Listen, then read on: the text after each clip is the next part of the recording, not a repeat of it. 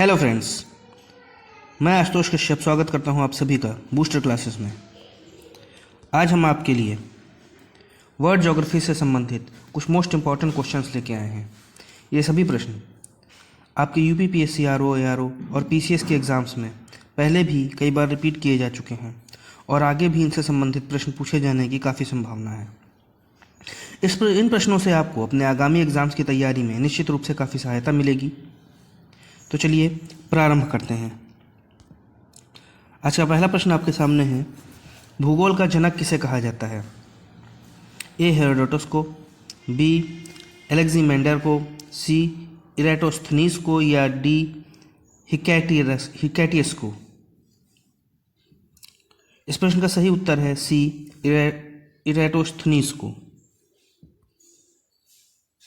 प्राचीन यूनानी विद्वान इराटोस्थनीज को भूगोल का जनक कहा जाता है। वे भूगोल शब्द का इस्तेमाल करने वाले पहले व्यक्ति थे। इराटोस्थनीज एक भूगोल शास्त्रज्ञ, खगोलशास्त्री और गणितज्ञ थे। उन्होंने पृथ्वी की परिधि की सही गणना की थी, जो उनका सबसे प्रसिद्ध कार्य माना जाता है। इराटोस्थनीज ने भूगोल से जुड़े कुछ अन्य काम किए। उन्होंने देशों का हवाला दिया और क्षेत्रों का सटीक विवरण देने के लिए मानचित्र को खंडों में विभाजित करने के लिए समानांतर रेखाओं का उपयोग किया। उन्होंने ग्रह के बारे में एक छोटी सी जानकारी हासिल की, जिससे उन्हें पृथ्वी की परिधि निर्धारित करने में मदद मिली। उन्होंने एक समझौता किया कि पृथ्वी एक गोल ढोल बेलन है। उनके अनुसार इस पृथ्वी का व्यास 39,375 किलोमीटर था, जो आधुनिक मापन के अनुसार ठीक है। मानव भूगोल के जनक फ्रेडरिक रेटजेल हैं। मानव भूगोल को सांस्कृतिक भूगोल भी कहा जाता है। हमारा आज का अगला प्रश्न है, भूगोल के लिए ज्योग्राफिका शब्द का प्रयोग सर्वप्रथम किसने किया? ए हिकैटियस ने, बी हेरोडोटस ने, सी इराटोस्थनीज ने या डी एनेक्सीमेंडर ने। इस प्रश्न का सही उत्तर है सी इराटोस्थनीज ने। भूगोल शब्द का सबसे पहले प्रयोग ग्रीक विद्वान इराटोस्थनीज ने किया था। भूगोल अर्थात ज्योग्राफिका। इराटोस्थनीज 276 से 194 ईसा पूर्व में इन्होंने काम किया। एक प्राचीन यूनानी भूगोल शास्त्रज्ञ थे, खगोलशास्त्री थे और गणितज्ञ थे। इन्हें ही भूगोल का जनक कहा जाता है। इन्होंने पृथ्वी की परिधि की गणना की थी, जो उनका सबसे प्रसिद्ध काम है और यह अभी तक सही मानी जाती है। भूगोल शब्द ग्रीक भाषा के दो शब्दों से बना है, जियो जिसका मतलब है पृथ्वी और ग्राफ जिसका मतलब है लिखना, और दोनों को मिलकर बनता है जियोग्राफी। भूगोल या जियोग्राफी शब्द का अर्थ है पृथ्वी लेखन, यानी पृथ्वी के बारे में वर्णन या लेखन। ज्योग्राफी एक विज्ञान है। इसमें पृथ्वी की भौतिक और मानवीय विशेषताओं का अध्ययन किया जाता है। इसमें पृथ्वी की भू आकृति, जलवायु, वनस्पति, जीव जंतु, मानव बस्तियां, संस्कृति, अर्थव्यवस्था और राजनीतिक विभाजन भी शामिल है। हमारा आज का अगला प्रश्न है, ग्रहों की गति का नियम किसने प्रतिपादित किया? ए न्यूटन ने, बी केपलर ने, सी कोपरनिकस ने या डी गैलीलियो ने। इस प्रश्न का सही उत्तर है बी केपलर ने। ग्रहों की गति के नियमों को सबसे पहले जर्मन खगोलशास्त्री, गणितज्ञ और ज्योतिषी जोहान्स केपलर ने प्रतिपादित किया था। खगोल विज्ञान में ग्रहों की गति के बारे में जोहान्स केपलर ने 3 नियम बताए थे। केपलर का पहला नियम था कि सभी ग्रह सूर्य के चारों ओर दीर्घवृत्ताकार कक्षाओं में घूमते हैं और सूर्य इस कक्षा के नाभिक पर होता है। केपलर का दूसरा नियम था कि ग्रह को सूर्य से जोड़ने वाली रेखा समान समय अंतराल में समान क्षेत्रफल तय करती है। और केपलर का तीसरा नियम था, ग्रह द्वारा सूर्य की परिक्रमा के कक्षीय अवधि का वर्ग दीर्घ अक्ष यानी कि सेमी मेजर एक्सिस के घन के समानुपाती होता है। यह केपलर का आवर्त का नियम भी कहलाता है। केपलर के सिद्धांतों ने कोपरनिकस के मॉडल में सुधार किया। केपलर के सिद्धांतों का इस्तेमाल करके मंगल, बृहस्पति, शनि, यूरेनस, नेपच्यून के सटीक द्रव्यमान और औसत घनत्व की गणना की गई। केपलर के नियमों ने निकोलस कोपरनिकस के हेलियोसेंट्रिक सिद्धांत को बदल दिया। केपलर 1609 में अपने पहले 2 नियमों की घोषणा की और लगभग एक दशक बाद 1618 में अपना तीसरा नियम घोषित किया। केपलर के नियमों की मदद से ग्रहों की स्थिति की गणना बहुत ही बेहतर परिशुद्धता के साथ करना संभव हो पाया। दूसरे तारों की परिक्रमा करने वाले ग्रहों की खोज करने के लिए पहला अंतरिक्ष यान बनाने वाली टीम ने अपने जांच यान का नाम केपलर रखा था। हमारा आज का अगला प्रश्न है, सौर मंडल में कुल कितने ग्रह हैं? A8, B9, C10 और D11। बहुत ही इजी सा प्रश्न है, इसका उत्तर सभी को पता होगा। A8। सौर मंडल में 8 ग्रह हैं। बुध, शुक्र, पृथ्वी, मंगल, बृहस्पति, शनि, यूरेनस, नेपच्यून। सौर मंडल में 5 बौने ग्रह भी हैं, सेरेस, प्लूटो, होमिया, मार्केमेस और एरिस। सौर मंडल में मौजूद ग्रहों को सूर्य की दूरी के हिसाब से क्रमबद्ध किया जा सकता है। सौर मंडल में मौजूद ग्रहों को 2 समूहों में बांटा गया है। आंतरिक स्थलीय ग्रह बुध, शुक्र, पृथ्वी और मंगल। ये ग्रह मुख्य रूप से चट्टान से बने हैं, यह ठोस ग्रह हैं। और बाहरी ग्रह यानी बृहस्पति, शनि, नेपच्यून और यूरेनस ये विशाल ग्रह हैं और मुख्य रूप से गैसों या बर्फ के बने हुए हैं। प्लूटो को पहले नौवां ग्रह माना जाता था, लेकिन साल 2006 में अंतर्राष्ट्रीय खगोलीय संघ ने इसे बौने ग्रह के रूप में वर्गीकृत कर दिया। अब ये एक ड्वार्फ प्लेनेट के रूप में जाना जाता है। हमारा आज का अगला प्रश्न है, सूर्य से बढ़ती दूरी के अनुसार ग्रहों का निम्न में से कौन सा क्रम सही है? ए बुध, शुक्र, पृथ्वी, मंगल। बी बुध, पृथ्वी, मंगल, शुक्र। सी बुध, मंगल, पृथ्वी, शुक्र। या डी बुध, मंगल, शुक्र, पृथ्वी। इस प्रश्न का सही उत्तर है ए बुध, शुक्र, पृथ्वी, मंगल। सूर्य से बढ़ती दूरी के अनुसार ग्रहों का सही क्रम है बुध, शुक्र, पृथ्वी, मंगल, बृहस्पति, शनि, यूरेनस और नेपच्यून। सूर्य से ग्रहों की औसत दूरी इस प्रकार है। बुध सूर्य के सबसे नज़दीक ग्रह है, औसत दूरी 5.79 करोड़ किलोमीटर है। शुक्र सूर्य से दूसरा ग्रह है और औसत दूरी 10.82 करोड़ किलोमीटर है। पृथ्वी सूर्य से तीसरा ग्रह है और औसत दूरी लगभग 14.96 करोड़ किलोमीटर है। 14.96 करोड़ किलोमीटर। मंगल सूर्य से चौथा ग्रह है, औसत दूरी लगभग 22.79 करोड़ किलोमीटर है। क्योंकि सभी ग्रह घूमते रहते हैं, इसलिए उनकी दूरी हमेशा बदलती रहती है। हमारा आज का अगला प्रश्न है, पृथ्वी से बढ़ती दूरी के अनुसार ग्रहों का निम्न में से कौन सा क्रम सही है? मंगल, शुक्र, बुध, बृहस्पति। शुक्र, मंगल, बुध, बृहस्पति। शुक्र, बुध, मंगल, बृहस्पति। या मंगल, शुक्र, बृहस्पति, बुध।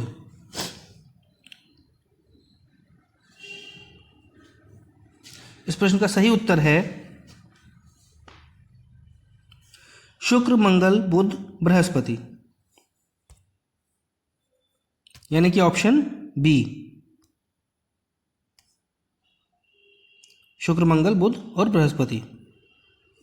पृथ्वी से बढ़ती दूरी के अनुसार ग्रहों का सही क्रम है शुक्र, मंगल, बुध और बृहस्पति। चूँकि सभी ग्रह घूमते हैं, इसलिए दूरी हमेशा बदलती रहती है। सौरमंडल के ग्रहों का क्रम बुध, शुक्र, पृथ्वी, मंगल, बृहस्पति, शनि, यूरेनस और नेपच्यून है। पृथ्वी सौरमंडल का 5वां सबसे बड़ा ग्रह है। पृथ्वी शुक्र और मंगल के बीच में स्थित है। पृथ्वी का व्यास लगभग 80,000 मील पृथ्वी का व्यास लगभग 8,000 मील है। पृथ्वी अपने अक्ष पर झुकाव के कारण ऋतुएं होती। पृथ्वी के अपने 23.5 डिग्री जो अक्ष पर झुकी हुई है, इसके कारण ही पृथ्वी पर ऋतुएं होती हैं, मौसम में परिवर्तन होता है।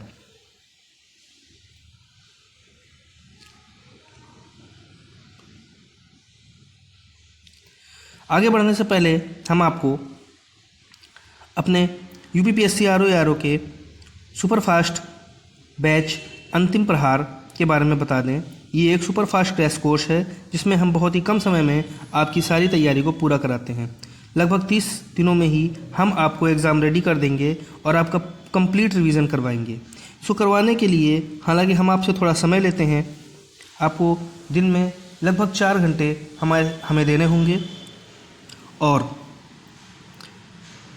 इस बैच का स्टडी प्लान कुछ इस तरीके से है कि सबसे पहले हम आपको history, polity, economics, geography, science, ecology, environment, art and culture आदि सभी जनरल स्टडीज से जुड़े सब्जेक्ट्स को पढ़ाएंगे, इनका पूरा रिवीजन करवाएंगे।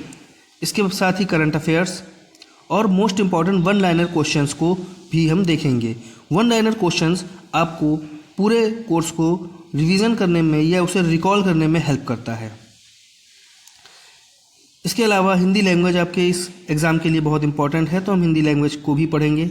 मैथ्स, रीजनिंग के अलावा हम डेली कुछ MCQs करेंगे। आपको डेली होमवर्क दिया जाएगा जिसे आपको करना होगा। टेस्ट बेस्ड MCQs लेकर आएंगे जो कि प्रीवियस ईयर क्वेश्चन पेपर्स के आधार पर होंगे। इसके अलावा मोस्ट इम्पॉर्टेंट एक्सपेक्टेड क्वेश्चंस को लेकर भी हम आपके लिए कुछ टेस्ट बनाएंगे।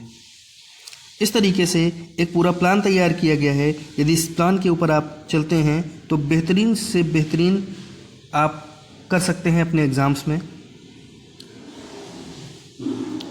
तो यदि आपकी तैयारी UPPSC RO की अभी तक कंप्लीट नहीं हो पाई है और आप परेशान हो रहे हैं कि एग्ज़ाम नज़दीक आ गए हैं, मैं किस तरीके से पढूं, हड़बड़ा रहे हैं, आपकी तैयारी किसी भी वजह से छूट गई हो, यदि आप जॉब कर रहे हों या और कुछ जिम्मेदारियां हों आपके ऊपर जिनकी वजह से आप अभी तक अपनी तैयारी को पूरा नहीं कर पाए हैं और एग्ज़ाम को लेकर सीरियस हैं, तो आपको इस बैच को अवश्य ज्वाइन करना चाहिए। इस समय हम आपको फीस में स्पेशल डिस्काउंट भी दे रहे हैं और आपके पास समय बहुत ही कम बचा है। जिन विद्यार्थियों ने भी अभी तक बैच को ज्वाइन नहीं किया है वो इस बैच को ज्वाइन कर लें। बैच को ज्वाइन करने की लास्ट डेट 15 नवंबर 2024 है, क्योंकि 16 नवंबर 2024 से ये बैच प्रारंभ होने वाला है। आज का आपका अगला प्रश्न है, सौरमंडल की खोज किसने की थी? A कॉपरनिकस ने, B केपलर ने, C आर्यभट्ट ने या D न्यूटन ने? इस प्रश्न का सही उत्तर है A कॉपरनिकस ने। पोलैंड के खगोलशास्त्री निकोलस कॉपरनिकस ने सौरमंडल की खोज की थी। उन्होंने यह सिद्धांत दिया था कि पृथ्वी सूर्य की परिक्रमा करती है और सूर्य ही ब्रह्मांड का केंद्र है। कॉपरनिकस ने ही सौरमंडल का सूर्य केंद्रित मॉडल तैयार किया था। इसे हेलियोसेंट्रिक मॉडल कहा जाता है। जब केपलर ने अपने सिद्धांत दिए थे तो उन्होंने इसी हेलियोसेंट्रिक मॉडल को सुधारा था अपने ग्रहों के गति के नियम के अनुसार, क्योंकि ग्रह सूर्य को केंद्र में रखकर परिक्रमा नहीं करते बल्कि दीर्घवृत्ताकार कक्षा में परिक्रमा करते हैं। सूर्य के धरातल का तापमान लगभग कितना होता है?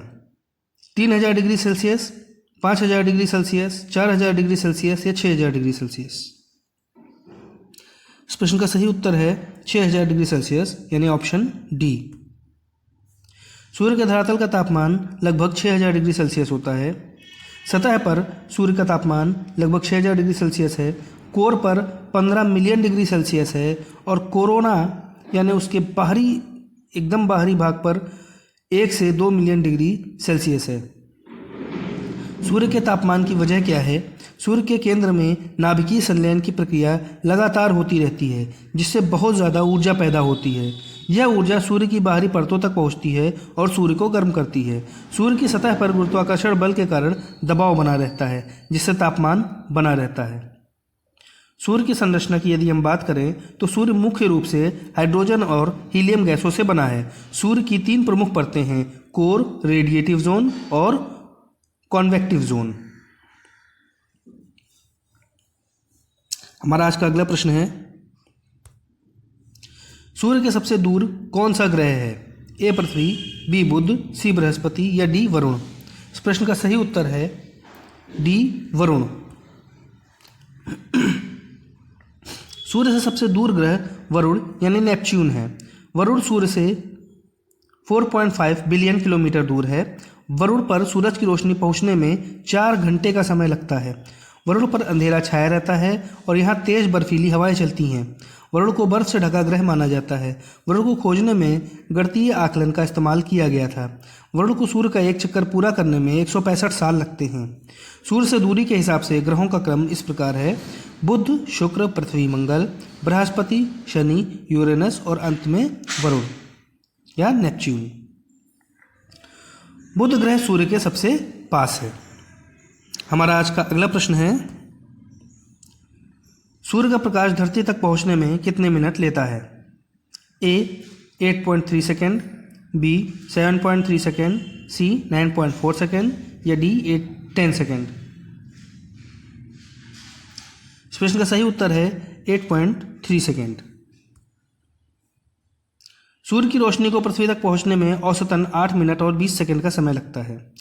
सूर्य से पृथ्वी की औसत दूरी 14 करोड़ 96 लाख किलोमीटर है। प्रकाश की गति 2,99,792 किलोमीटर प्रति सेकेंड है। सूर्य की रोशनी प्रकाश की गति से यात्रा करती है। सूर्य की रोशनी को पृथ्वी तक पहुंचने में लगने वाला समय इस तरह से निकाला जा सकता है। 14 करोड़ 96 लाख यानी लगभग 15 करोड़ और 2,99,792 किलोमीटर को हम लगभग में 3 लाख मान के चलते हैं, जो कि प्रकाश की गति है। तो प्रकाश की गति 3 लाख किलोमीटर प्रति सेकंड और सूर्य की पृथ्वी से दूरी 15 करोड़ किलोमीटर है को डिवाइड करते हैं, जो आता है लगभग 1500 को 3 से डिवाइड करने के बराबर, यानी कि 500 सेकेंड। और 500 सेकेंड का अर्थ हुआ 8 मिनट और 20 सेकेंड। सूर्य से पृथ्वी तक आने वाली रोशनी से प्रकाश संश्लेषण नामक जैव रासायनिक अभिक्रिया होती है, जो पृथ्वी पर जीवन का आधार है। जब हम सूर्य को देखते हैं तो हम वास्तव में उसकी वर्तमान स्थिति को 8 मिनट 20 सेकेंड पहले देख रहे होते हैं, क्योंकि प्रकाश जो होता है वो हमारे देखने का आधार बनता है। इस प्रकार यह 10 प्रश्न थे आपके वर्ल्ड ज्योग्राफी से संबंधित। ये आपके आगामी आरओ और पीसीएस के एग्ज़ाम्स में आपकी काफ़ी हेल्प करेगा और अन्य एग्ज़ाम्स में भी आपकी काफ़ी हेल्प करेंगे, क्योंकि इसमें एक्सप्लेनेशन बहुत ही अच्छा दिया गया है। यदि आपको हमारा यह सेशन पसंद आया तो हमारे चैनल को सब्सक्राइब करें, हमारे वीडियो को लाइक करें और इसे अधिक से अधिक लोगों तक शेयर करें। धन्यवाद। जय हिंद।